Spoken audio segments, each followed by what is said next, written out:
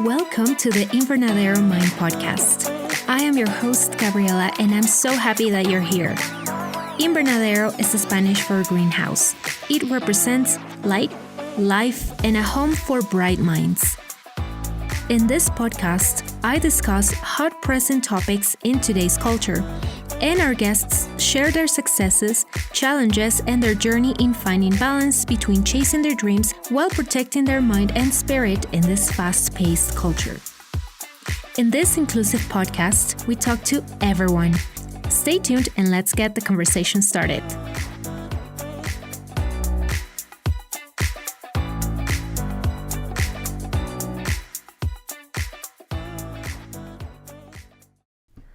Dr. Shawna Pandya is a scientist-astronaut candidate with Project Possum. She is a physician, aquanaut, speaker, lecturer, martial artist, advanced diver, skydiver, and pilot in training. She is VP at Immersive Medicine with Luxsonic Technologies, and she's also director of the International Institute of Astronautical Sciences, PoSSUM Space Medicine Group. She serves as medical advisor to several space companies, including the Orbital Assembly Construction and the United Space Structures. Dr. Pandya holds degrees in neuroscience, space and medicine, and also a certification in entrepreneurship. And she recently completed a fellowship at the Academy of Wilderness Medicine. This woman is incredible, and even though she has achieved so much in her life, she irradiates humility and kindness. She tells us how she got to where she is now and shares her experience on being a woman in her field. Her dream is going to space, and I cannot wait for that to happen. Let's welcome Dr. Shawna Pandya.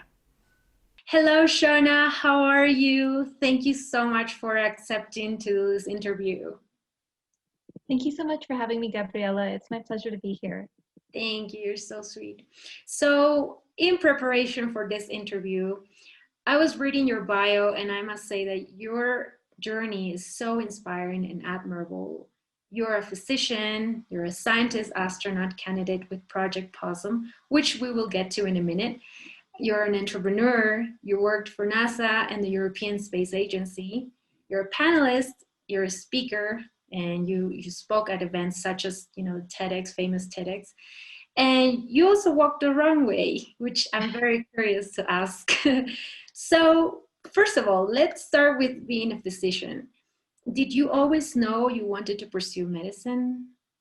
Yeah, for me, space and medicine were always inextricably linked. So, like a lot of children, I had a dream to grow up and be an astronaut. And I just never really grew out of that dream. And so, I looked to who else might be a role model for me. And so I grew up in Canada in the 90s when the second ever astronaut corps was going through. And this was when Dr. Roberta Bondar, Canada's first female astronaut, flew in space. And I was just inspired by her story, and I looked at all of her accomplishments and I said, okay, where can I start? So I said, she's female, I'm female, she's Canadian, I'm Canadian. So now all I need to do is be a neuroscientist, physician, and astronaut, just like her. And it would be. And so that's where the drive to be a physician came. And it was something that came to me early, and that really in later in high school, as I neared graduation, I knew I wanted to pursue. What was your adolescence like? Were you very studious? Were you always, carrying books? Because a lot of people out there, you would think that they spent all their, years in high school studying, but actually a lot of them just really started later in college. So what was that like for you? Yeah, I was always very driven. I always had to do all the honors courses, all of the hard courses. And I grew up being very, very bookish. When I was in second grade, my mom actually phoned a child psychologist radio phone-in show, where parents were phoning in and trying to get their kids to read. And she said, my kid reads too much. Help me. Oh my God. So it was always part of me growing up. And then by the time I got to high school, I realized I had so many things on my bucket list that I wanted to round off as well. So I wanted to be a black belt in some sort of martial art. I wanted to be able to play the piano and be musical. I wanted to get involved with community service. And so I'm not sure what possessed me to pursue all of those things at the same time. But while I was doing a full workload, I was also on Students' Council. I was running my local Girl Guide group. I was playing piano at an 8th grade Royal Conservatory level. I was started martial arts. So, you know, I was always, always very doing a lot of things at the same time. That's so amazing because at that age, you know, when you're young, all you want to do is party, or you really, a lot of people don't even know what they want to do. That's what happened to me. But for you, it seems like you knew it, you know, and you kind of started working towards that. You must have been very busy when you were young. Yeah, I definitely was. And that's been a constant theme throughout my life. You know, when I got to my undergraduate degree in neuroscience, I was still taking more than full course load so I could pursue classes in astrophysics, for example. I was still running the Neuroscience Students Association. I was still on over 10 boards and committees and involved with Orientation Week. So, you know, it's been a lifelong theme of, you know, being studious, but also being involved, push my own boundaries, trying to better myself, and also serve the community that I'm a part of. So you're going to medical school, you're training to become a neurosurgeon. When I was I was watching your TED Talk from 2016, and you said you put a pause on your studies to pursue other things. What was, what did that, you know, I'm thinking of your family, you know, how did your parents take your decision to put a pause on those studies? Because, you know, for example, my family, you know, I come from also a studious household, and for my parents, studying was really important. So if I'm thinking, you know, I'm going to put a pause on my studies to go pursue other things, I think they would have gone a little crazy, you know. What was that like for you? Yeah, so just to orient everyone to the timeline, it kind of we've set the stage of I was always a very busy person, and so it kind of taught me to keep an eye out for opportunities that were not necessarily planned, but that would bring me closer to my goals. So the pause on neurosurgery actually happened didn't happen. The pause happened prior to medical school and during medical school, and so this came when it came time to apply for medical school. So in Canada, you do your 4-year degree, and then you apply to a 4-year medical school, and then you pursue training in a specialization, is usually how it goes. And I realized how competitive medicine was. And I realized that, you know, it's like space. If you're doing anything risky, you need contingencies. And so for me, I realized, hey, I'm applying to something that's very competitive. There's amazing candidates who aren't even getting interviews. So I need to come up with a backup plan where if I don't get into medicine, I will be equally passionate about whatever it is I spent that next year doing. And for me, the answer was the International Space University, the master's program, where you know you learn all about the basics of space policy, law, life sciences, medicine. And for me, this resonated. You know, this is the realization of that childhood dream, but realizing I could make it part of my career. And so I applied, and to my surprise, I got into both. And that was when I had to make one of the first hard, good decisions in my life. Which do I pick? And I thought about it, I weighed the consequences, and I went to my faculty and said, hey, I really, really want to do medicine. That's my first priority. But if there's a way to do both and defer my admission, I would love to do that. And to my surprise, they granted that deferral, and that was the start of it. And so that was kind of, my family did raise eyebrows because medicine was really important to them. But they also recognized this is still studious, this is academic. And it had the potential to be life and career changing in so many ways. And that's the way it turned out. And so that was really the start of taking that road less traveled. You have an extensive list of academic accolades. What would you say was the catalyst for your success? What exactly was the project or the job that kind of, pushed you and kind of sent you for, and put you in the spotlight, and everybody wanted to interview you and, learn about you? Um, I think it's comes back to something even more fundamental than that. To me, it still surprises me that people want to talk to me and hear my perspective. It's surprising to me, and it's always very flattering and humbling.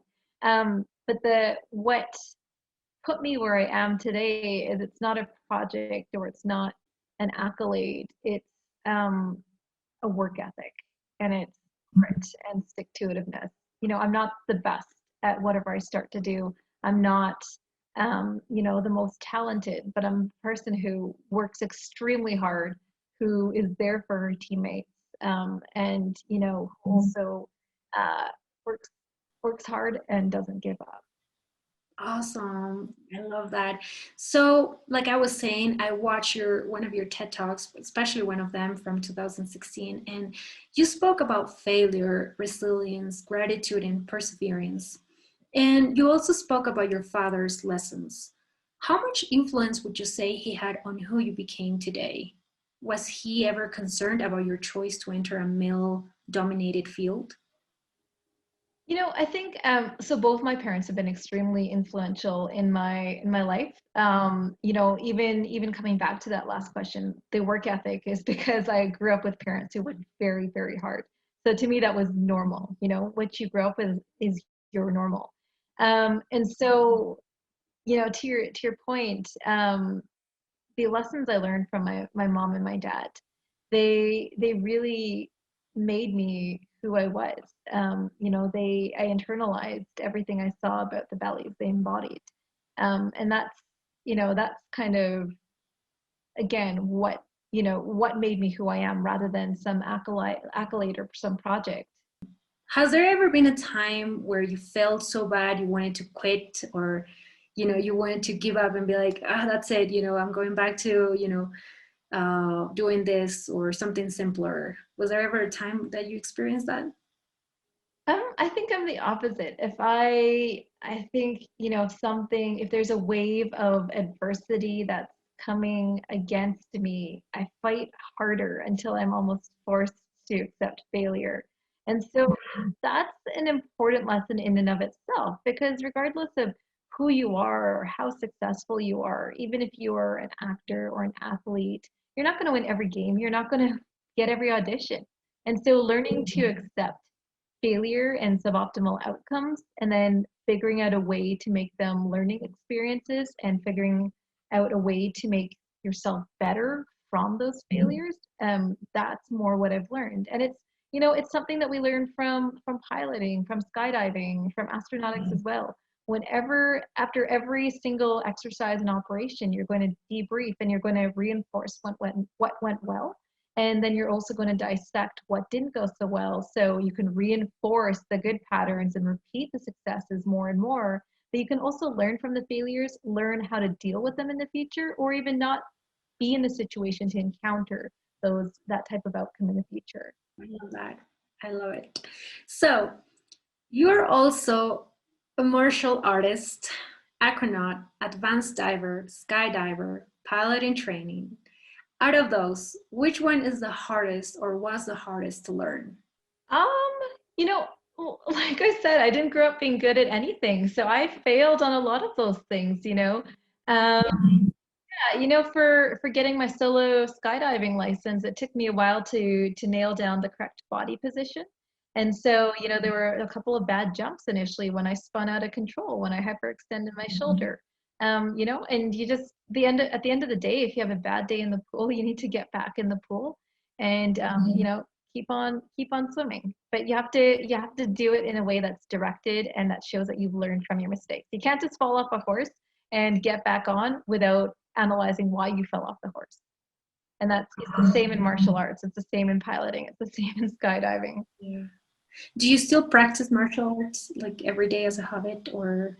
Not every day. The last time I was competitive was at the 2016 World Cup in Budapest. Martial arts has always been a key component of my character and of my life.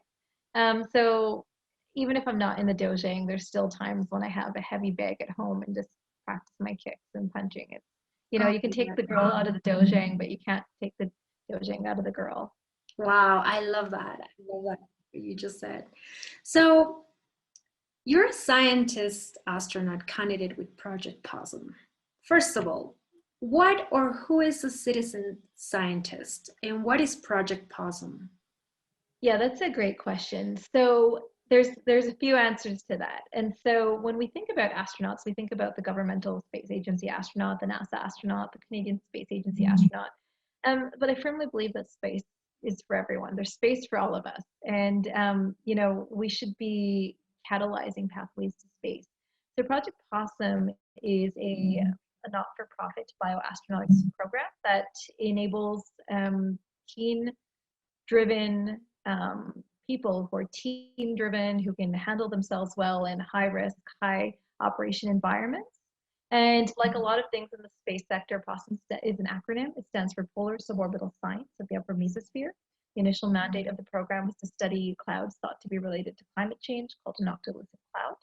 And from there, the mandate, you know, the program was so successful that the mandate just grew. You know, we have classes and courses in parabolic flight or microgravity. We do spacesuit testing in all manner of environments. I run the Operational Space Medicine course. So, you know, it started with with a single astronautic objective in that we would send citizen scientists, people with not necessarily a formal education, but a passion and aptitude to learn, to space via suborbital flight. And then it just grew from there. What do you need to do, or what are the qualifications you need to have in order to be part of this? Yeah, so Project Possum, the basic requirements to join the ground school, which once you finish that, you qualify for all of the other courses that I've mentioned.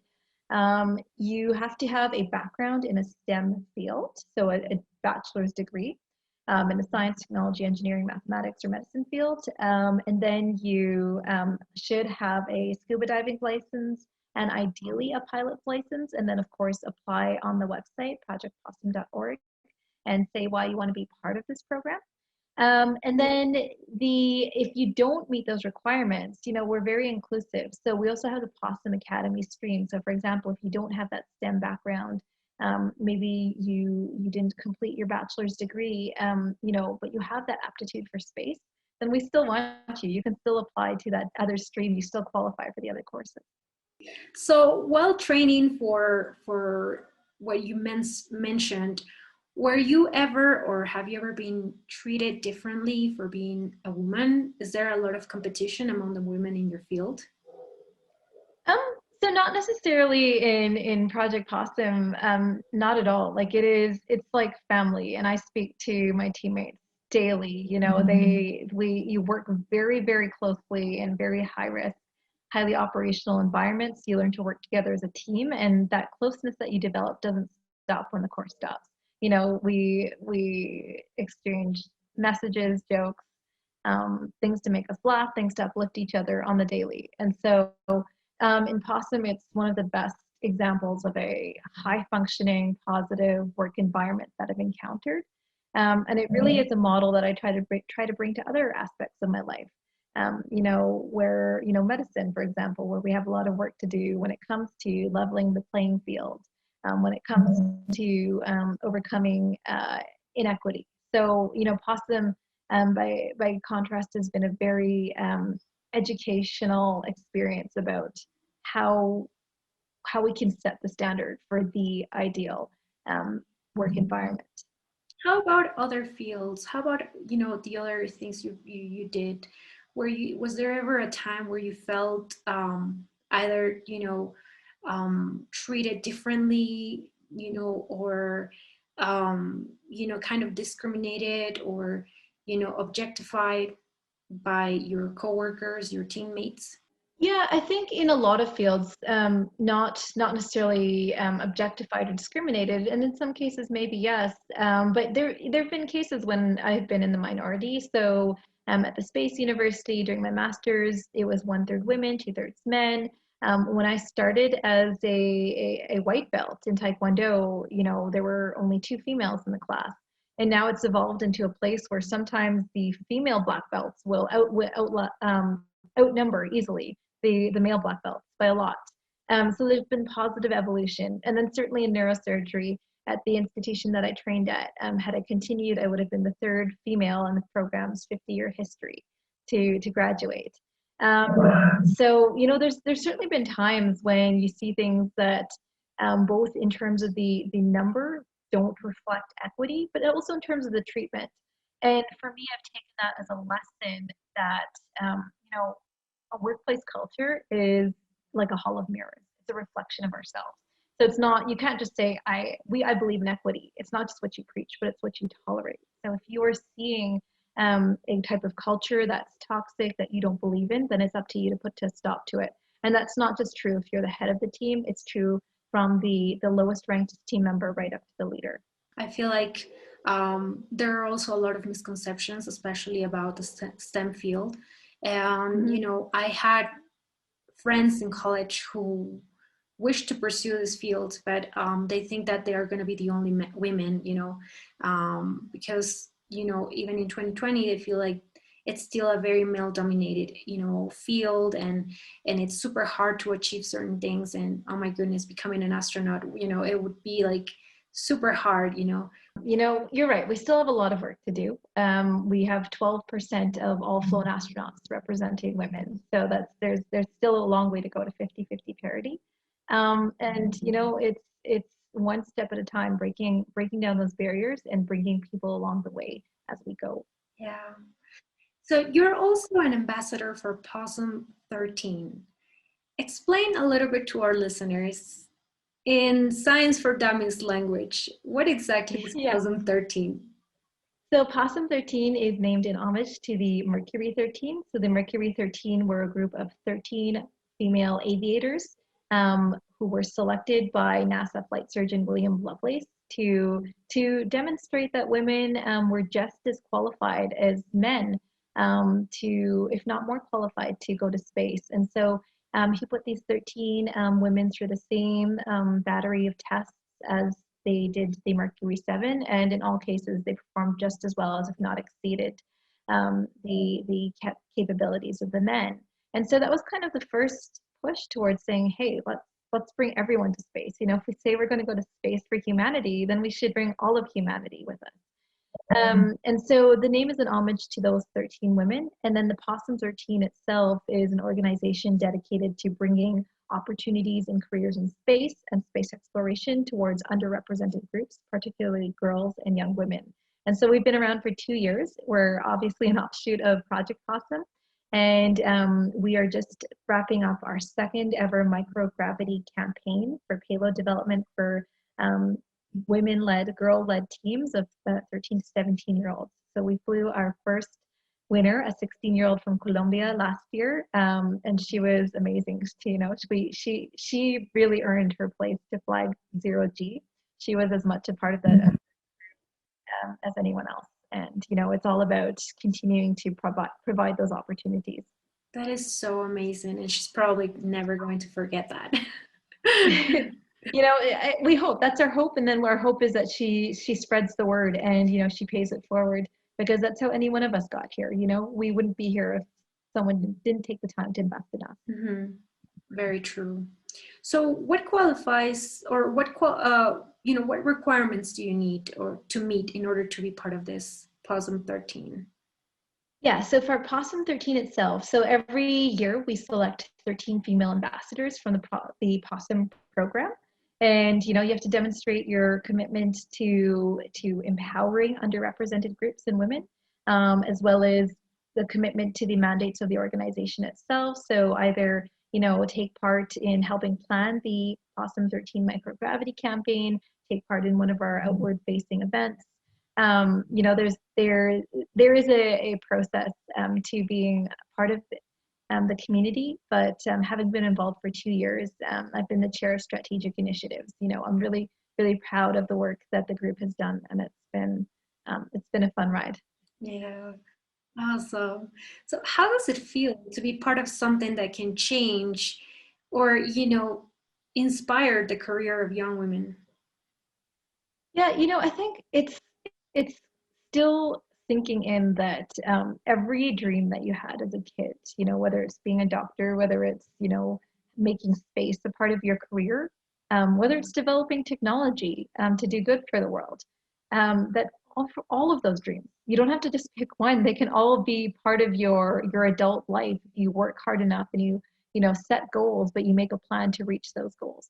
Um, and so, it's like I said earlier, it's very flattering and humbling. I didn't start out to be a role model, but really, it really hit home with me a few years ago when I was giving a keynote for undergraduate women in STEM, who are just starting out in their careers. And a young lady with the same background as I had, she was Southeast Asian. She came up to me and she said, "Seeing someone like you up there makes me realize that I can do this." And then that was just my aha moment of why representation matters.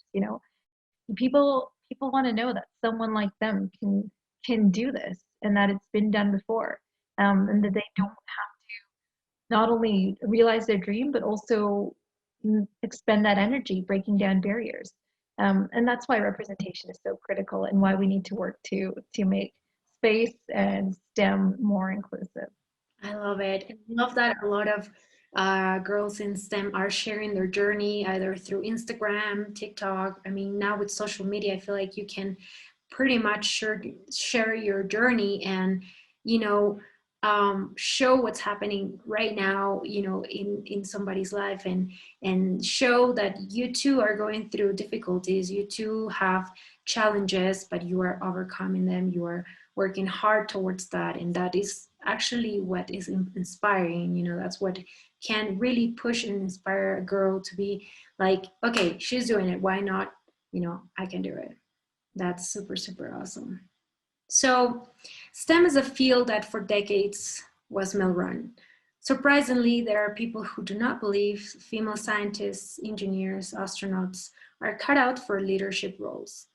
Why do you think there's still such a resistance to seeing a woman in a position of power? That's a great question. And I would say that anyone who holds that perspective isn't looking at the data, isn't looking at the science. We know that the data says that when you bring more perspectives to the table, when you bring more disciplines, genders, cultural backgrounds to the table, you're bringing more perspectives to the table. You're setting your team up to succeed. And so, I would ask them what their challenge to the data is, because, at this point it's science. Well, I went to school for finance, and oftentimes during, while I was in class, I found myself in a sea of men and very few women. Was this same for you? Did you share the same experience while you were attending school or now that you're working? Yeah, there's times when you find yourself being the lone whatever in the room. Sometimes you're the youngest. Sometimes now that I've been in this field for a while, I'm getting to be one of the oldest. Sometimes you're the only woman. Sometimes you're the only person of color. And at the end of the day, it's not about the anxiety or the fear. It's not about what if. It's about, this is my goal. I don't see all the other stuff. And if someone's going to make it an issue, well, then we'll talk about it. But, I refuse to let those things be a problem. Space is hard enough. Why should I let one more thing get in my way? Some people tend to think or to have the misconception that women in STEM are boring, too serious, or don't have time for other things, or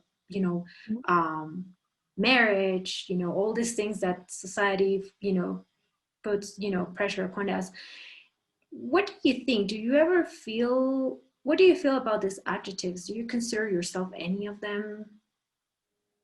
Yeah, I come from a Southeast Asian, from an East Indian background, and so certainly I have parents who care about me a lot. So certainly I hear about, maybe it's time I get married and settle down and have kids, of course. And it's coming from a good place, but at the end of the day, the thing to realize is about anyone's pressures that they put on you is that you're the only one who's living in your head 24/7. You're the one who has to live with your decisions and the consequences of them at the end of the day.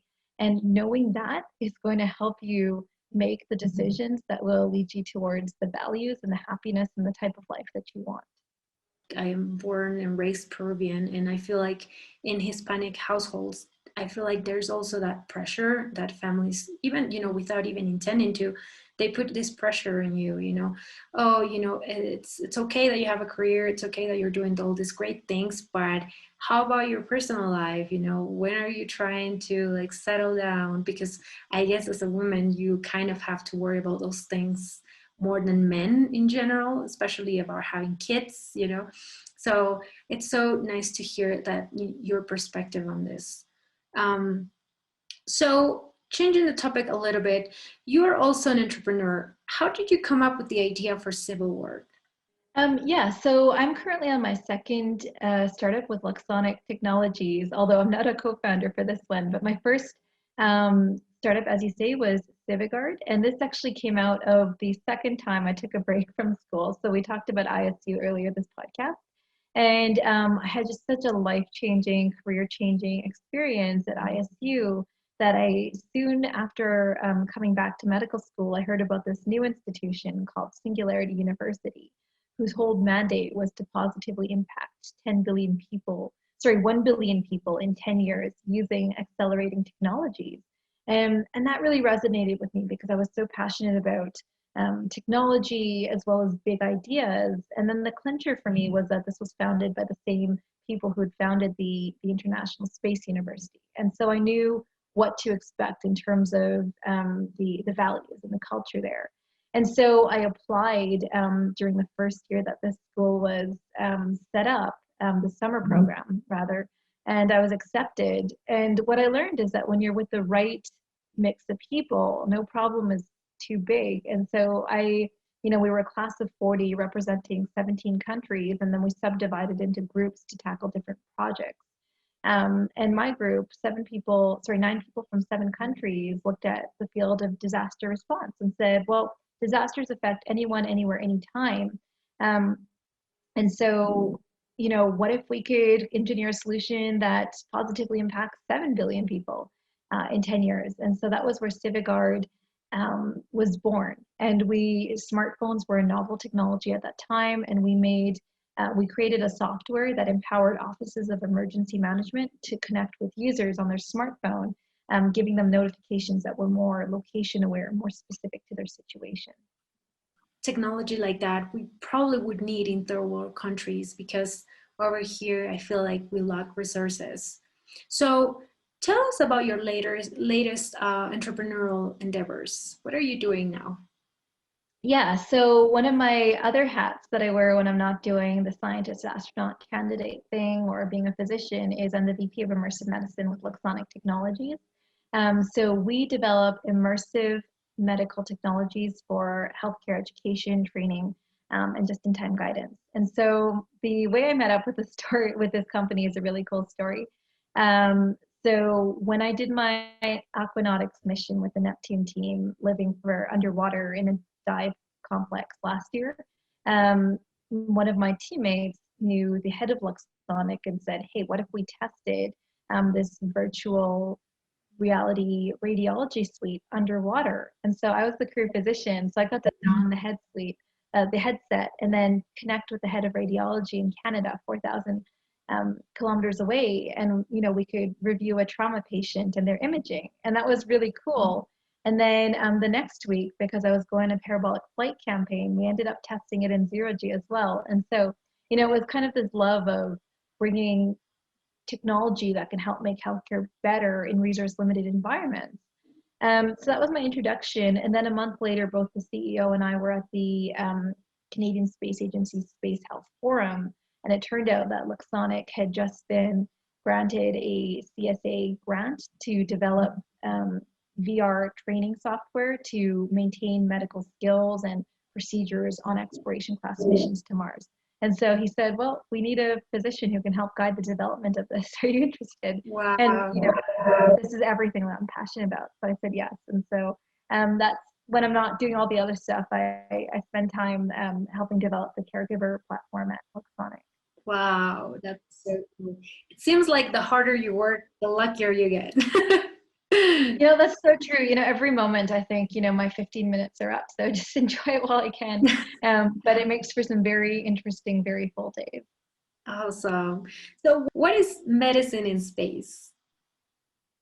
Yeah, so I often get asked that, why space medicine? Like those are two disparate terms. Like I know what space is and I know what medicine is, but when we consider the space flight environment, at the end of the day, space is trying to kill us. There's increased radiation, there's decreased gravity, we're farther from home, we're resource limited. There's all of these factors that impact our ability to perform medicine, but also to keep astronauts healthy. Like, for example, every single bodily system from our bones to our cardiovascular system to our brains and spines to our muscles are affected by being in the zero gravity environment.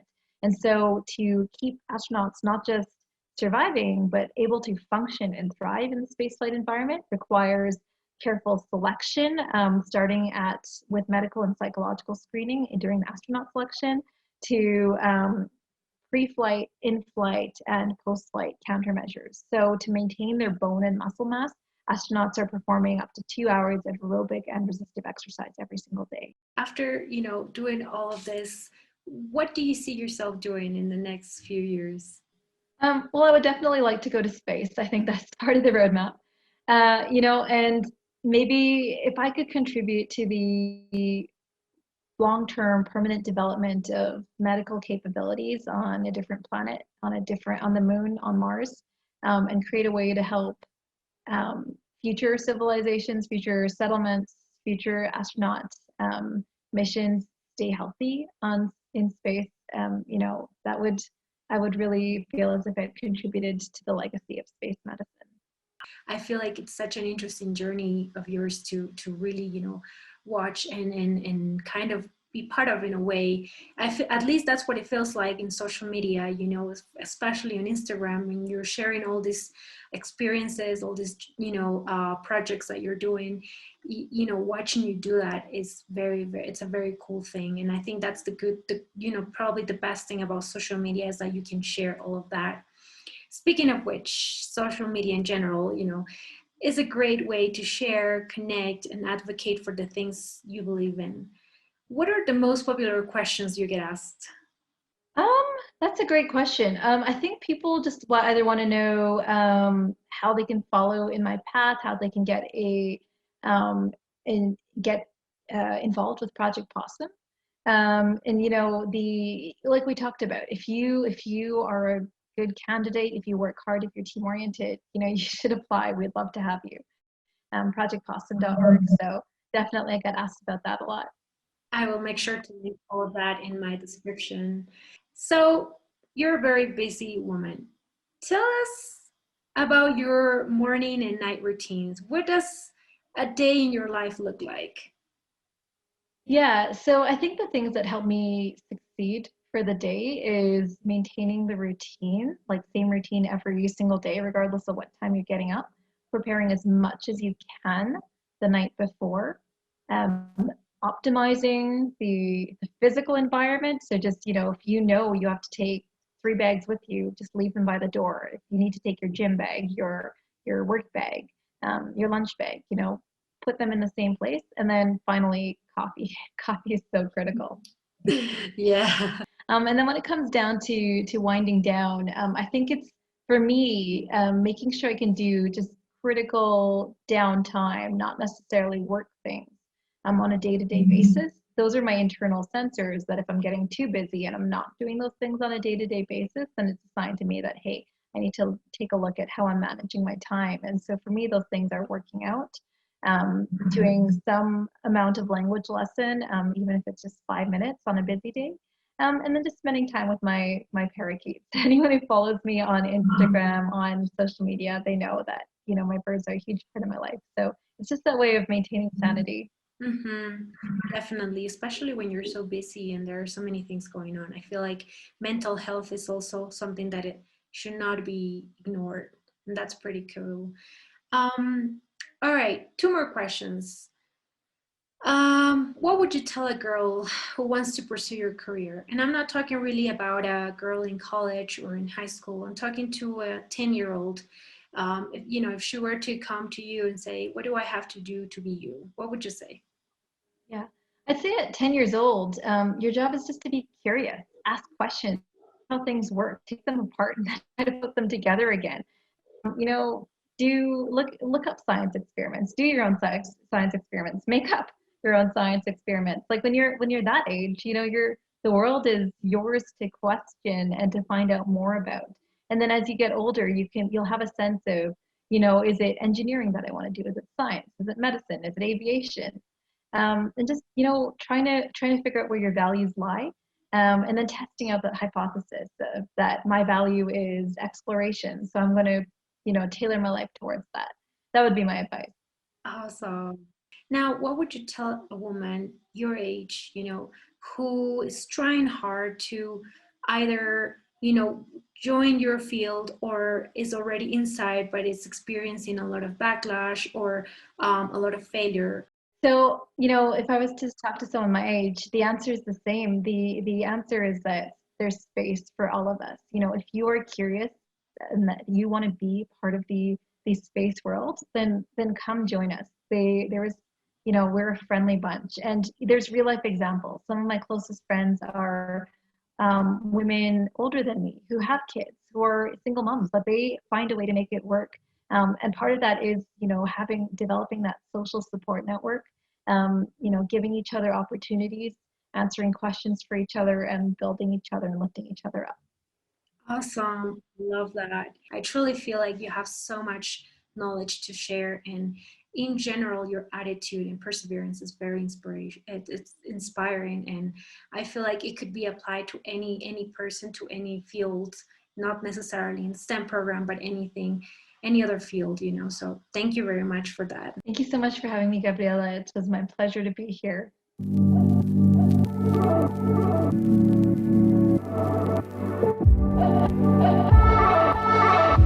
Thank you for listening to this episode. You liked what you heard? Tell me what you liked in the review section, and if you want more episodes like this, please share your suggestions. After this episode, the conversation continues in our new Facebook group. The question of the day is, do you know of anyone who would be interested in joining the PoSSUM 13 program? Let me know by joining us at the Invernadero Mind Facebook group and share your thoughts. I can't wait to see you there.